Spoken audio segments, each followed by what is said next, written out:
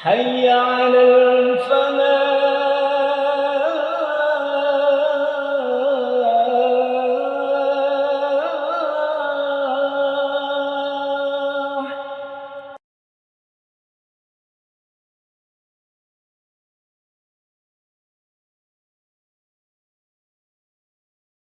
Assalamualaikum warahmatullahi wabarakatuh. Innal hamdalillah nahmaduhu wa nasta'inuhu wa nastaghfiruh wa na'udzu billahi min syururi anfusina wa min sayyiati a'malina may yahdihillahu fala mudhillalah wa may yudlilhu fala hadiyalah. Asyhadu an la ilaha illallah wahdahu la syarikalah wa asyhadu anna Muhammadan abduhu wa rasuluh la nabiyya ba'da. Sallallahu alaihi wa ala alihi wa ashabihi wa man tabi'ahum bi ihsanin ila yaumiddin wassalamu tasliman katsira. Ya ayyuhalladzina amanu ittaqullaha haqqa tuqatih wa la tamutunna illa wa antum muslimun. Ya ayyuhan nas ittaqu rabbakumul ladzi khalaqakum min nafsin wahidah wa khalaqa minha zawjaha wa basa minhuma rijalan katsiran wa nisaa wa taqullaha alladzi tasaaluna bihi wal arham innallaha kana 'alaikum raqiba. Ya ayyuhalladzina amanu ittaqullaha wa qulu qawlan sadida yuslih lakum a'malakum wa yaghfir lakum dunubakum wa may yuti'illah wa rasulahu faqad fasafadan adima. Amma ba'd. Yang saya hormati, yang dirahmati Allah, jamaah Masjid Al-Falah Raya Dharma Surabaya. Alhamdulillah, bersyukur kita pada Allah Rabbuna wa Ta'ala atas nikmat yang tidak pernah berhenti. Diberikan kita fasilitas, diberikan kita kemudahan, diberikan kita pertolongan, perlindungan, penjagaan. Dikarunia iman Islam, diberi nikmatnya iman, nikmat Islam, nikmat umur, nikmat rizki, nikmat kesehatan, nikmat ilmu. Banyak, gak mampu kita menghitung. Rabbuna wa Ta'ala berfirman dalam surat An-Nahl surat ke-16 di ayat yang ke-18. Wa in ta'udu nikmatallahi la tusuha. Dan apabila kalian tidak menghitung nikmat Allah, gak akan sanggup menghitungnya. Maka sebaik-baik kita sebagai seorang hamba, bersyukur saja. Dengan kita bersyukur, maka nikmat ditambah. Dan janji ini Allah letakkan di surat ke-14 Ibrahim di ayat yang ke-7. Wa ita'adana rabbukum la in syakartum la azidanakum wa la in kafartum inna adabi lasyadid. Rabbuna wa Ta'ala memaklumkan barang siapa mensyukuri nikmatku, aku akan tambahkan nikmat-nikmat ini bagimu. Semoga kita yang dipilih Allah petang hari ini, digerakkan hati kita, dipanggil dengan panggilan ada di surat 58 ayat 11 yang kita akan disiapkan semua fasilitas kemudahan dari Allah. Sebagaimana Allah berfirman, ya ayyuhalladzina amanu idza qila lakum tafassahu fil majalisi fafsahu yafsahilahu lakum. Wahai orang beriman, kalau diumumkan ada kajian, lapangkan, datangi. Maka yafsahulahu lakum, maka aku Allah Rabb akan melapangkan semua urusan. Nah ini penjenengan orang-orang yang sama Allah disiapkan kelapangan di semua urusan. Amin. Maka bersyukur kita. Salam dan salawat tercurahkan pada junjungan kita Nabi Muhammad SAW. Semoga kita pun juga bisa optimal meneladani beliau. Sehingga nanti kita ditambahkan nikmat-nikmat dari Allah. Sehingga tercapai derajat hamba-hamba yang muttaqin, husnul khotimah, dan ahlul jannah. Amin. Allahumma amin. Saudara-saudaraku, siapa yang tidak ingin dicintai Allah? Semua ingin. Dan semua ingin merebut cintanya Allah. Kalau ingin dicintai Allah, maka yang pertama kita juga harus mencintai Allah. Nah, ini kunci nih. Kalau di dunia, pasangan cinta yang paling hak adalah suami istri. Dan ketika mereka menentukan diri sebagai suami istri itu karena saling cinta. Karena saling cinta. Maka kalau kita ingin dicintai Allah, maka kita harus mencintai Allah. Dan cinta dalam kaidah syar'i adalah kesadaran diri.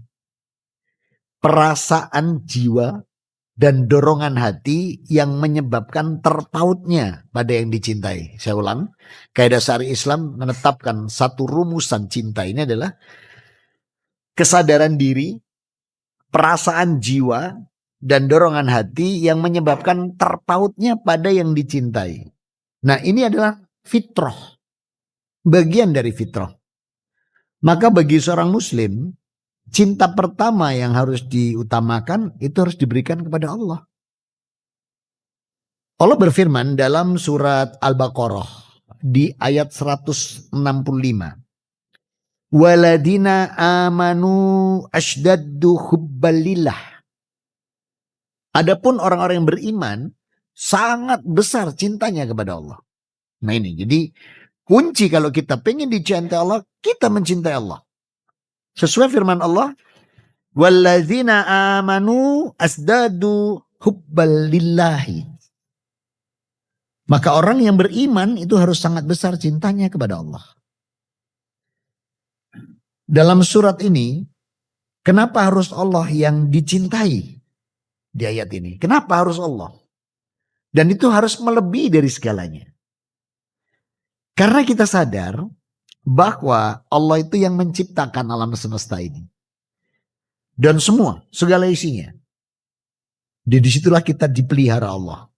Dengan rahmat. Menyediakan semua fasilitas bagi manusia. Jadi Allah ini punya rahmat yang luar biasa. Kalau kita lihat bagaimana Allah rahmannya, itu bisa kita lihat di surat 11. Hud, ayat ke-6. Menyembah Allah, tidak menyembah Allah, mencintai, tidak mencintai Allah. Namanya yang diciptakan oleh manusia itu semua dijamin sama Allah rezekinya. Ini rahmannya.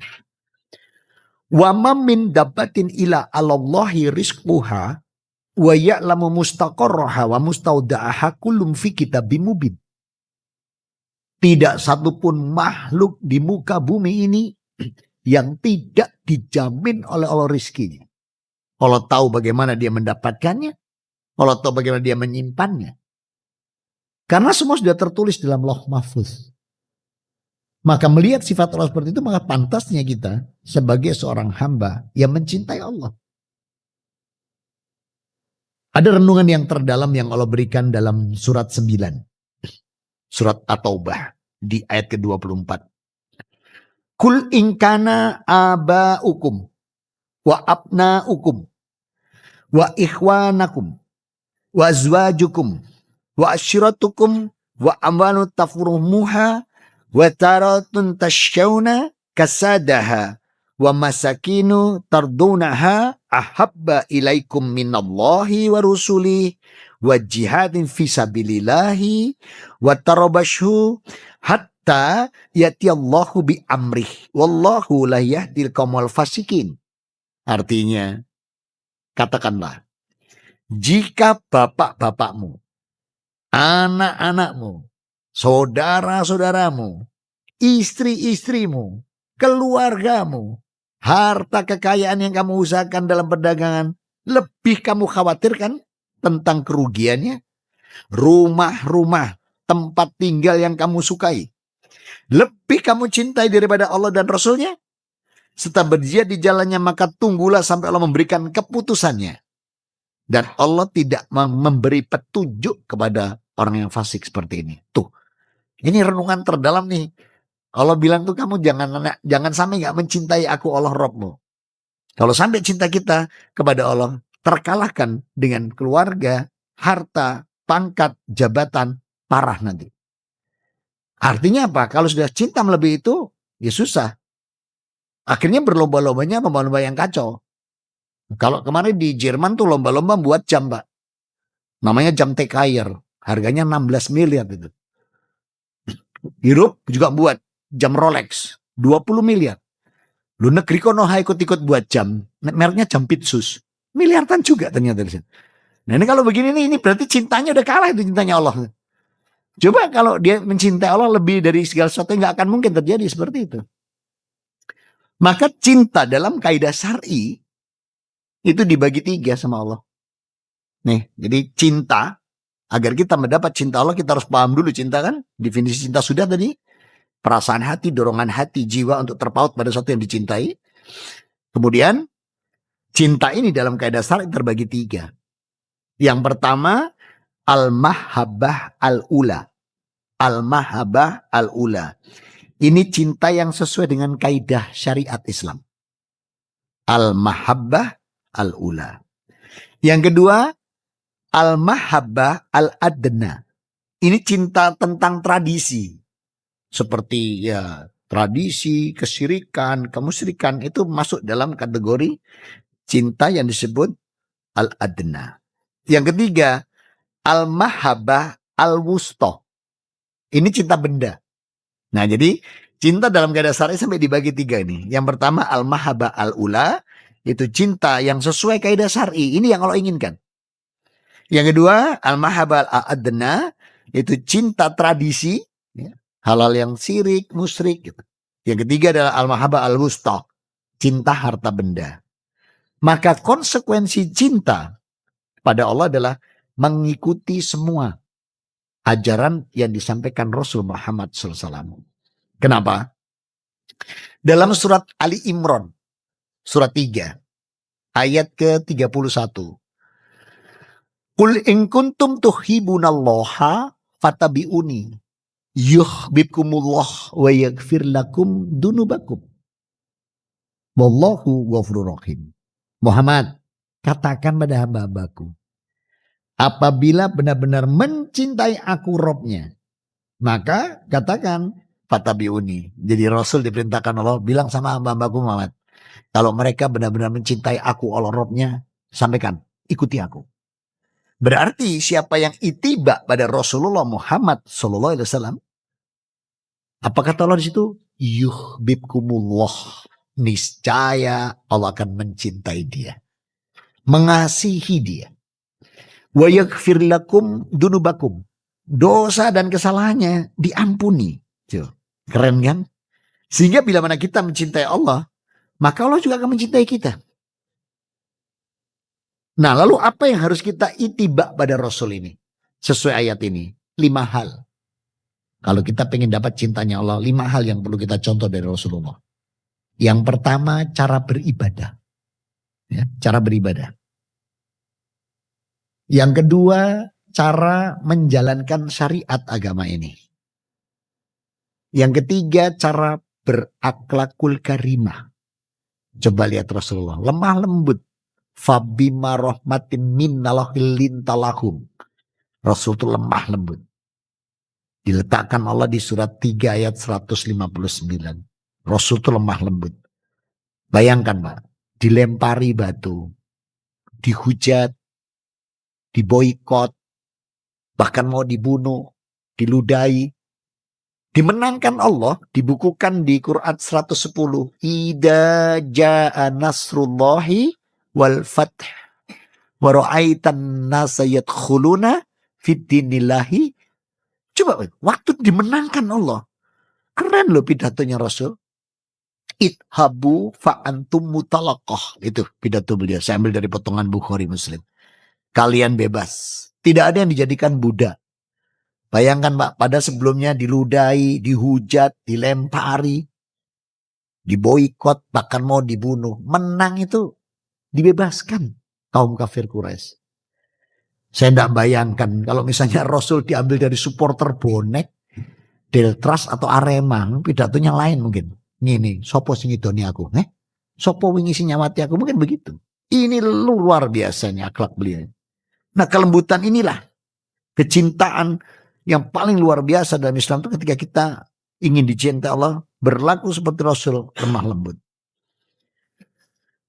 Nah, dari sini kita jadi tahu betapa luar biasanya merebut cinta Allah. Bahkan tidak cuma cinta, rahmat pun akan dicurahkan. Rahmat ya, rahmatnya di atas cinta udah. Kalau sudah dapat rahmatnya Allah itu berarti sudah jaminan surga. Kenapa? Karena kunci surga itu 3. Yang pertama itu apabila dirahmati Allah. Kalau nggak dirahmati Allah bagaimana mau masuk surga? Yang kedua, ketika dia merebut cinta Allah. Yang ketiga, bila mana dosa dan kesalahannya diampuni, pasti masuk surga. 3 kunci ini. Dan 3 kunci ini, yang 2 sudah dapat kita di Ali Imran 31. Nah sekarang untuk rahmat di mana kita temui? Allah letakkan di surat 33. Al-Ahzab di ayat ke-21.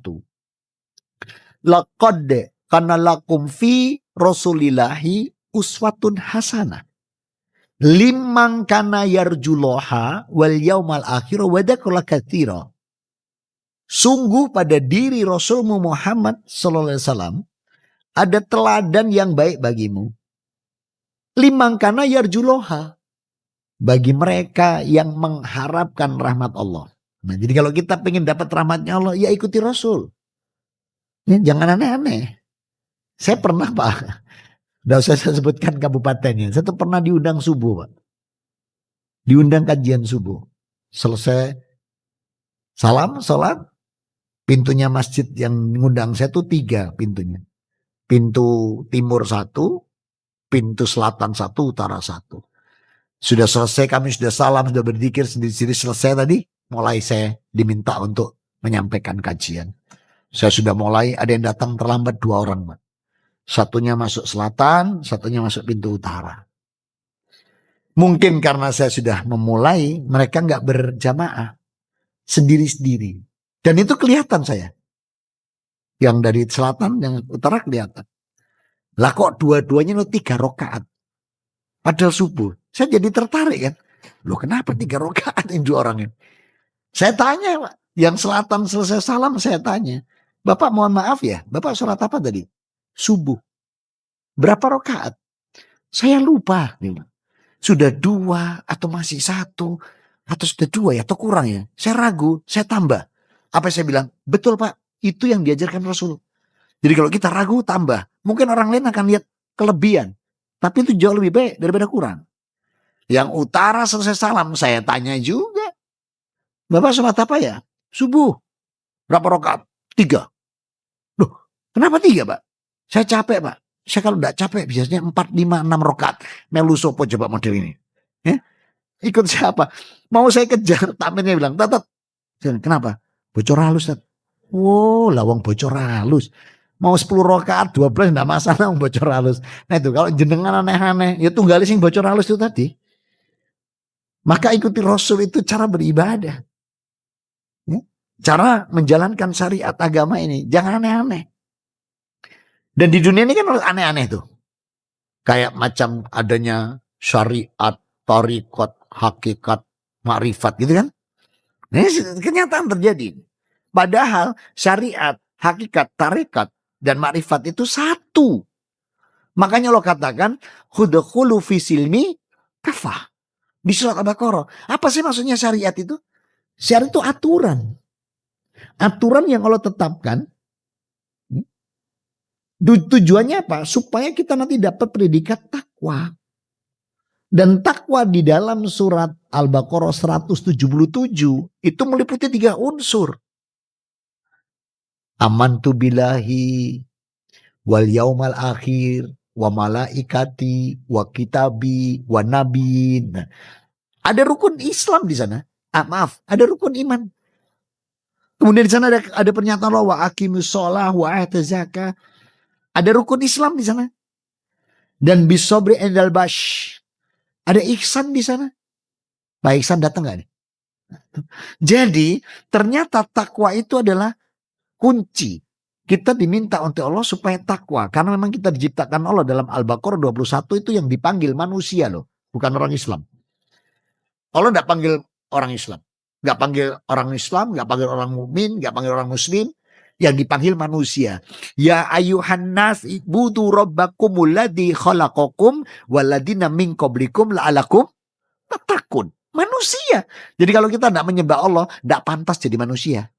Wong yang dipanggil manusia. Nah maka disinilah ketika kita diperintahkan Allah untuk mencapai derajat takwa, dikasih syariat. Nah, satu aturan-aturannya. Setelah aturan itu kita dapatkan, baru yang namanya tarik. Apa tarik itu? Jalan. Dan ini diuraikan di dalam Bukhari nomor 8, musuhnya 16. Bunyal Islamu ala khomsin. Sahadati la ilaha illallah wa anna muhammadar rasulullah wa aqimis shalah wa itai zakah wa shaumi ramadan wal hijjul baiti. Nah, ini namanya tarikat jalan. Tapi aneh-aneh sekarang di negeri Konoha. Dewi-dewi yang saat sendiri menyatakan diri sendiri gitu ya. Nah, ini maksudnya yang disebut dengan tarikat jalan. Sehingga dalam surat Yusuf Allah katakan kul hadihi ayat 108. Kul hadihi sabili ad'u ilallah. Ini loh jalan yang benar. Jalan yang datang dari Allah Rabb. Ana wa mani taba'ani wa subhanallahu wa ma'ana minal musyrikin. Dan aku Rasul Muhammad ini dan semua pengikutku mengajak kamu ke jalan ini. Ini maksudnya torik ini. Torikut itu jalannya ini. Nah, kalau sudah kita memahami syariat dengan aturannya. Dan kemudian kita diberitahukan jalan-jalannya. Baru dapatnya hakikat. Bagaimana kita sholatnya. Bagaimana kita mengeluarkan zakat infak sedekah. Ini baru hakikatnya. Baru tercapai derajat mutakin. Kalau sudah itu baru makrifat apa? Memahami sifat-sifat Allah. Allah itu maha mendengar, Allah itu maha melihat, Allah maha mengetahui. Nah, sehingga kita akhirnya menjalankan satu rangkaian ini semua. Itulah yang disebut khudaqulu fisilmi kafah. Jadi bukan kok terus aneh-aneh sekarang makrifat, malah yang makrifat malah tidak sholat sekarang. Katanya sudah menyatu dengan Allah. Nah, ini lebih parah ini. Ya. Terus gak sholat. Rasulullah aja yang jaminan surga. Rasul jaminan surga enggak? Jaminan. Rasulullah jaminan dosa diampuni enggak? Itu aja enggak pernah enggak sholat.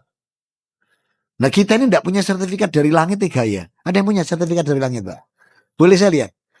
Sertifikat dari langit jaminan masuk surga gitu. Atau jaminan ada? Kita enggak punya loh, Pak. Tapi berani aneh-aneh. Berani menyimpang dari apa yang diajarkan Rasul Muhammad SAW. Nah, ini dia. Sehingga kita itu harus berbuat sebagaimana yang Allah tetapkan.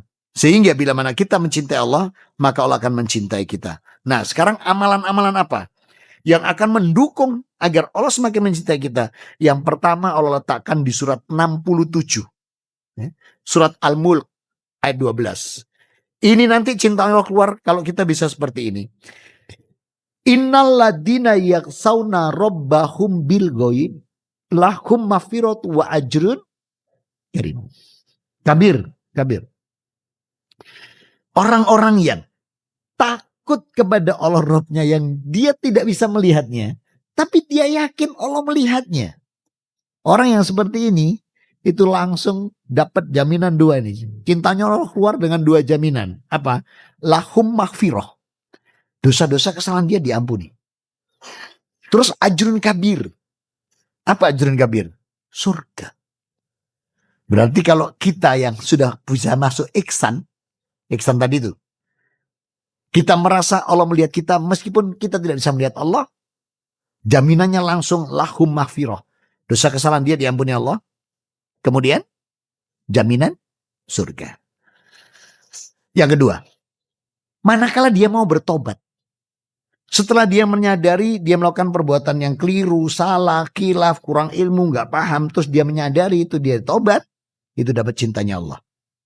Dan ini Allah letakkan di Al-Baqarah 222. Innallaha yuhibbut tawwabina wa yuhibbul mutatahhirin. Sungguh Allah mencintai hambanya yang mau bertobat dan menyukai orang yang mensucikan dirinya. Nih, itu cintanya Allah keluar lagi. Dan dahsyatnya begitu kita mau tobat, langsung dapat nikmat. Tuh, jadi cintanya Allah langsung digelontor nih. Begitu kita mau tobat, digelontor cintanya. Apa saja nikmat yang Allah berikan? Satu, nanti kalau dia punya bisnis, punya pekerjaan, punya sawah ladang, punya perkebunan, itu sama Allah dijanjikan membawa keberuntungan. Membawa keberuntungan. Walaupun dia seorang karyawan, maka pekerjaan dia dijanjikan Allah membawa keberuntungan. Kalau dia seorang petani, dia seorang pedagang, ataupun dia seorang pimpinan apapun, itu nanti Allah langsung dijanjikan mendapatkan keuntungan. Karena ini Allah letakkan di ayat ke-31 surat 24. dengan kalimat wa tubu ilallahi jami'a ayyuhal mu'minuna la'alakum tuflihun. Allah bilang, bertobatlah kamu kepada aku Allah, wahai orang beriman, maka aku akan jadikan kamu menjadi orang-orang yang beruntung. Jadi semua yang dia usahakan ini membawa keberuntungan. Loh, itu kan cintanya digelontor nih. Kemudian, kalau kita tadi mau tobat, maka dosa dan kesalahan kita nanti tidak lagi diperhitungkan di padang mahsyar. Selesai. Diletakkan di surat 66 ayat 8. Ya ayyuhalladzina amanu tubu illallahi taubatan nasuha asa rabbukum ayyukafi'akum min sayiatikum. Tuh.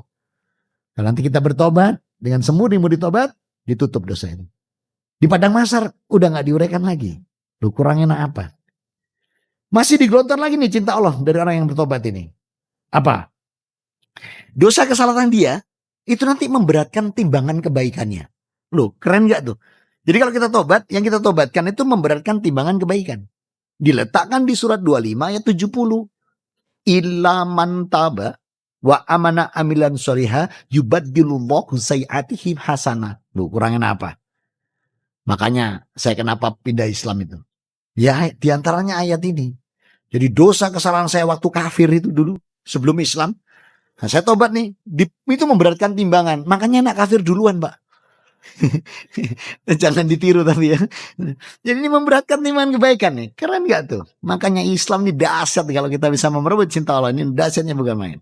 Dan itu akan nanti terjadi dalam dinamika kehidupan kita. Itu kemudahan begitu dilancarkan oleh Allah. Hak. Ya, apalagi saya dulu yang gak kenal ayat, tiba-tiba kenal ayat. Yang dulu hidup di agama yang gak diridhoi sama sekali sama Allah. Dan agama buatan manusia. Kemudian pindah ke sini. Terasa bener Pak. Terasa betul ayat-ayat Allah itu hak. Kemudahan yang Allah berikan. Fasilitas semua terasa betul hak ini. Ya. Makanya saya dakwahkan Islam ini dengan ketulusan yang tinggi. Karena memang dahsyatnya bukan main. Kemudian masih lagi ini cintanya digelontor lagi. Kalau kamu tobat, tidak pakai masuk neraka, tidak ada mampir. Loh, kurangnya apa coba? Itu diletakkan di surat 19 ayat 60. Ilaman taba wa amana amilan yadkhulul jannata la ya'lamuna sayyi'a. Tuh, kurangnya apa coba? Maka yang tobat tidak akan masuk neraka, tapi langsung masuk surga. Loh, kurangnya apa? Makanya Allah bilang tadi, innallaha yuhibbut tawwabina wa yuhibbul mutatahhirin. Allah akan mencintai hambanya yang tobat, kemudian mensucikan diri. Yang ketiga, bertakwa. Saya ulang ya, yang pertama tadi apa? Berbuat ihsan. Yang kedua, bertobat. Yang ketiga, bertakwa. Ini Allah letakkan di surat 3 Ali Imran ayat 76. Balaman aufa bi ahdihi wattaqqa fa innallaha yuhibbul muttaqin. Masya Allah. Maka barang siapa yang dia menepati janjinya, kemudian dia bertakwa, maka sungguh Allah mencintainya. Wih, tuh. Jadi kalau kita takwa itu apa? Islam, iman, Islam, ihsan. Ya. Kalau kita bilang takwa apa? Menjalankan perintah Allah, menjauhi larangan. Paling itu yang paling populer. Padahal takwa itu tadi di Al-Baqarah 107. Ada iman, ada Islam, ada ihsan. Itu baru takwa. Dan itu dicintai Allah. Yang keempat, diberikan orang-orang yang sabar. Sabar. Dan ini diletakkan di surat 3 146. Wallahu yuhibbus sabirin. Allah mencintai hambanya yang berbuat sabar. Sabar itu apa? Sabar itu 3 kata Rasul. Ikhlas, tidak mengeluh, ridho bimuril qadha. Nah itu sabar. Apa sabar? Ikhlas, tidak mengeluh, ridho terhadap ketetapan. Nah cuma masalahnya kalah 3 ini Pak sama punyanya iblis dan bala tentaranya. Ini yang lebih terkenal. Apa? Sabar itu ada batasnya. Ngono Pak. Rusak Pak, kena iblis dan barat ini rusak Pak. Sabar yang Allah tetapkan dalam kaidah syar'i dan diajarkan Rasul, sabar itu ikhlas, gak mengeluh, ridho terhadap kena. Sabar itu ada batasnya. Akhirnya apa? Balasan Mas. Wis kenemenan iki. Ono batese. Nah, iki ono setan dasireng kopiahan. Ini parah nih kalau saya seperti ini. Nah ini dia. Maka orang yang sabar itu dapat cintanya Allah. Dicintai Allah. Yang kelima, orang yang tawakal. Diletakkan di Ali Imran yang 159. Innallaha yuhibbul mutawakkilin. Allah mencintai hambanya yang bertawakal. Takwa, tawakal. Beda loh ya. Takwa tadi iman, Islam, ihsan. Kalau tawakal apa? Tawakal itu tidak pernah bersandar kepada selain. Nah itu tawakal. Jadi orang tawakal itu tidak pernah bergantung pada Allah. Kecuali dia hanya total bergantung pada Allah. Tapi juga harus ada tambahannya tawakal itu. Baru sempurna. Kalau ada nah tawakal tuh. Mas gak kerja. Tenang dik. Wah ini semua Allah yang ngatur. Ya nyenyetun keluargamu. Gak bisa. Harus ada ikhtiar. Harus ada usahanya. Baru nanti cinta Allah muncul nih. Jadi Islam itu sebab akibat. Gak terus simsalabim. Iya di zaman Nabi Musa. Ya, Musa lapar Allah. Turun makanan. Ya, zaman sekarang minta permen. Gak mau gerotok-gerotok permen. Gak bisa. Harus ada ikhtiar ya. Karena agama ini sunatullah. Sebab akibat sehingga Allah nanti menurunkan rahmatnya, menurunkan keberkahannya, cintanya, itu diberikan pada kita. Yang keenam, orang yang mau berlaku adil.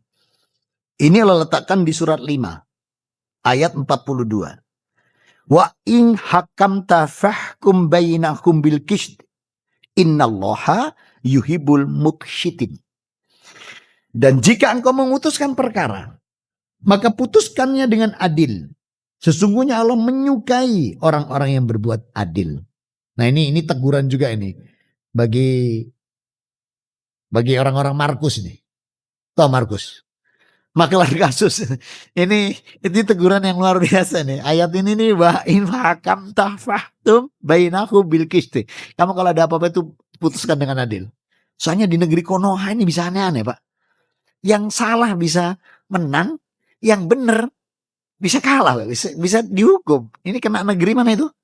Konoha sama Wakanda. Indonesia enggak bedo maksudnya enggak bedo gitu. Nah padahal di sini jelas-jelas Allah katakan wa in hakamta fahkum bainakum. Ya. Bainakum bil qisti. Jadi kalau kamu melakukan perkara itu yang adil gitu loh. Karena Allah mengatakan innallaha yuhibbul muqsitin. Allah mencintai hambanya yang berbuat adil. Jadi kalau dia buat regulasi, buat keputusan itu diperhitungkan banget dulu. Ini menyakiti tidak satu kaum, menyakiti tidak kelompok yang lain. Itu harus dengan adil. Umar itu loh. Umar Ibn Khattab radhiyallahu anhu, khalifah itu luar biasa loh. Kalau dia habis buat satu keputusan tuh malamnya tuh direnungkan. Besok itu dia berjalan turun turba, ngecek dari kebijakan sudah dia turunkan ini ada yang menyakitin enggak itu. Ada yang membuat yang lain sengsara enggak sampai sebegitunya. Nah, sekarang kan enggak di negeri Konoha. Indonesia enggak Pak, ini Konoha sama kan. Asal keputusan disikat aja ibasnya enggak karu-karuannya. Makanya jok milih pemimpin yang aneh-aneh. Oh saya enggak milih itu kok Pak ngono, cuma kalah. Oh ya sudahlah ya. Nah, yang ketujuh, orang yang senantiasa bersih. Bersih itu ya dirinya, hatinya. Diletakkan Allah di surat 9 ayat 108. Wallahu yuhibbul mutahhirin. Jadi Allah tuh benar-benar mencintai hambanya yang bersih. Jadi kalau ada apa-apa dia senantiasa bersih. Yang kedelapan, diberikan Allah di surat 61 ayat 4. Innallaha yuhibbul ladzina yuqatiluna fisabilih. Nah ini. Jadi Allah mencintai hamba-hambanya itu yang dia senantiasa berjuang di jalan Allah. Surat 61 itu surat As-Saff ayat 4. Jelas kalimat Allah, innallaha yuhibbul ladzina yuqatiluna fisabilihi. Jadi Allah itu benar-benar mencintai hambanya yang senantiasa berperang di jalan kebenaran Allah. Nah, masih banyak lagi yang lainnya. Termasuk berbuat baik. Innallaha yuhibbul muhsinin. Nah itu di surat 3 ayat 134.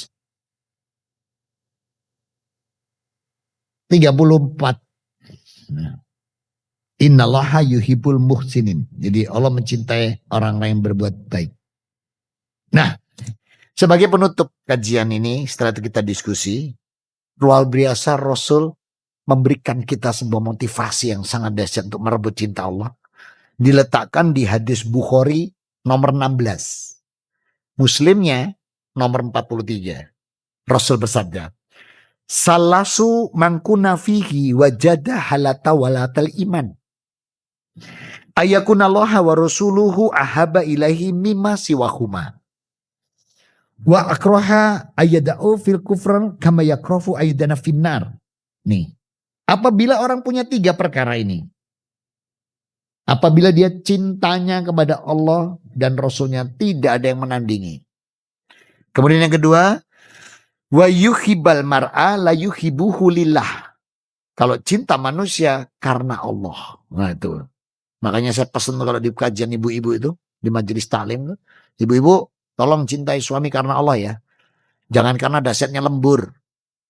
Suamiku nek mulai lembur sakmu ini deh. Nek gak lembur sekali di duit bah kata rekan. Jangan sampai loh. Cintalah karena Allah, jangan karena dasarnya lembur suami. Nah, suami yang laki-laki ini yang biasanya urusan fisik, maka cintailah istri karena Allah. Sebab kalau karena fisik bahaya. Kenapa? Waktu masih awal biola Pak, biola bisa digendong. Lu setelah makmur ya tetap biola, tapi jadi bass betot Pak, besar. Nah ini kalau sudah seperti ini, kalau tidak punya cinta karena Allah, bisa ditukarkan selawian luruh itu. Ya, nah maka disinilah tidak sunah sama sekali ini. Ya, sehingga kalau punya salah sumangkuna fihi hajata halawatal iman, kalau dia punya 3 perkara ini pasti itu dapat cintanya Allah dan dia dapat lezatnya iman. Yang pertama, apabila dia ayakunallaha wa rasuluhu ahabba ilaihi mimma siwahuma. Jadi kalau dia mencintai Allah dan Rasul itu gak ada yang mengalahkan. Yang kedua, wa yuhibbul mar'a la yuhibbulillahi. Kalau dia cinta manusia itu karena Allah. Termasuk cinta anak-anak kita juga harus karena Allah. Jangan karena dia pintar, lucu, jangan. Itu nanti membahayakan. Yang ketiga, wa ayakroha ayada'una fil kufr. Kama yakrohu ayada'una finnar. Kalau dia sudah benci kekufuran dan benci kefasikan dan benci urusan neraka, itu sudah dapat lezatnya iman. Tentunya semua ini hanya menjadi nikmat yang luar biasa manakala kita ridho dengan semua yang kita bahas tadi, keputusan Allah dan syariatnya, serta jalannya, tarikatnya, serta hakikatnya, dan memahami Allah, yaitu ma'rifat, maka dengan cinta kita mengharapkan ridhonya. Dan dengan ridho kita mengharap cinta Allah. Semoga kita benar-benar bisa merebut cinta Allah dan kita ridho pada Allah dan Allah pun ridho pada kita. Amin. Allahumma amin. Ya, silakan kalau ada yang mau didiskusikan. Nah, adzan hari ini pukul berapa? 40 berapa? 44. Ini berarti ada nih, masih ada 5 menit. Yuk, silakan. Berapa menit? 5. Ada nggak yang mau didiskusikan? Silakan. Duh, kalau nggak ada tak tutup, selesai.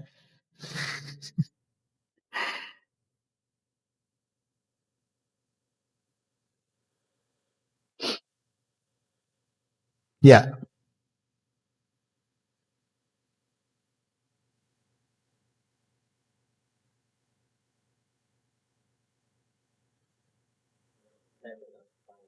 Hah? Ya. Oh itu atsar. Atsar, bukan hadisnya. Baik. Baik. Jadi kalau diibaratkan burung itu kan, jadi itu depannya ini sumbernya ini. Karena yang menggerakkan kan otak di sana. Terus ini adalah rajanya, harap. Karena roja itu harap. Dan dia bisa terbang karena ada sayapnya. Nah ini rojanya. Nah kemudian setirnya burung itu di mana? Ekor. Nah ekornya inilah yang disebut dengan khauf. Khauf itu rasa takutnya. Dia salah menggerakkan ekor, terbangnya belok, ngawur. Kalau sampai nyata pohon, hancur. Jadi khauf, roja, ya, dan tawakal itu ada digambarkan seakan-akan seekor burung. Dia terbang dengan penuh hati-hati dan dia berharap terbang dengan baik karena dia dikarunia Allah sayap, maka dia akan menggunakan sebaiknya. Dan ekor dia untuk ngerem, untuk ini tuh di ekor. Jadi burung tuh kalau belok itu ekornya. Nah, makanya kalau kita lihat pesawat itu, kalau ekornya itu untuk belok, ya, bukan sayapnya. Sayapnya hanya untuk terbang dan untuk turun. Tapi untuk belok, untuk menukik, untuk apa? Vertikal itu ekornya. Terjawab? Antum WA, cek di WA jenengan. Saya kirim materinya. Ya. Karena saya kenal beliau. Jadi materi ini tadi saya kirimkan ke beliau. Kalau yang punya nomor saya langsung minta boleh. Nanti bilang, Ustaz minta materi yang hari ini. Kalau punya nomor saya, nanti saya kirim. Ya, minta aja, minta materi menggapai cinta pada Allah atau Muslim yang dicinta Allah. Nanti saya kirimkan. Sudah saya buatkan lengkap dengan hadis-hadis dan ayat-ayat Quran. Masih ada lagi? 4 berapa hari ini? 4. Nah, habis. Masih ada? Tinggal 2 menit. Alhamdulillah. Mudah-mudahan bisa bermanfaat. Mohon maaf atas kekurangan. Aku qouli hada. Mari kita tutup dengan doa kafatul majlis. Subhanakallahumma wa bihamdika asyhadu an la ilaha illa anta astaghfiruka wa atubu ilaik. Alhamdulillahirabbil alamin wa afu minkum. Wassalamualaikum warahmatullahi wabarakatuh.